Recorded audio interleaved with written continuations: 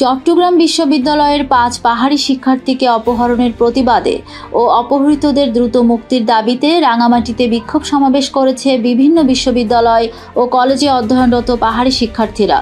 রবিবার সকালে রাঙামাটি কুমার সমিত রায় জিমনেশিয়ামের সামনে সড়কে অবস্থান নিয়ে আদিবাসী শিক্ষার্থীদের ব্যানারে বিক্ষোভে অংশ নেয় শিক্ষার্থীরা। চট্টগ্রাম বিশ্ববিদ্যালয়ের শিক্ষার্থীদের এমন অপহরণ ঘটনায় তীব্র নিন্দা জানিয়ে অপহৃত শিক্ষার্থীদের দ্রুত মুক্তির দাবি জানান শিক্ষার্থীরা। গত 16 এপ্রিল পাহাড়ের বিজু উৎসবে বন্ধুদের সাথে বেড়াতে গিয়ে খাগড়াছড়ি সদরস্থ গিরিফুল জায়গা থেকে দুর্বৃত্তদের হাতে অপহরণের শিকার হয় চট্টগ্রাম বিশ্ববিদ্যালয়ের 5 জন পাহাড়ি শিক্ষার্থী।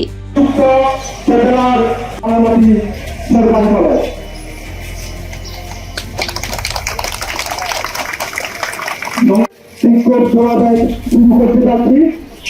আমাদের বিক্ষোভ সমাবেশের শুরুতে জন্য সংগ্রামী বন্ধুগণ, আমরা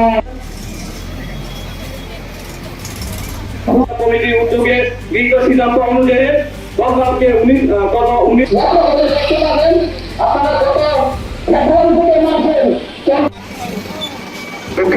16 এপ্রিল বিজু উৎসব থেকে আমার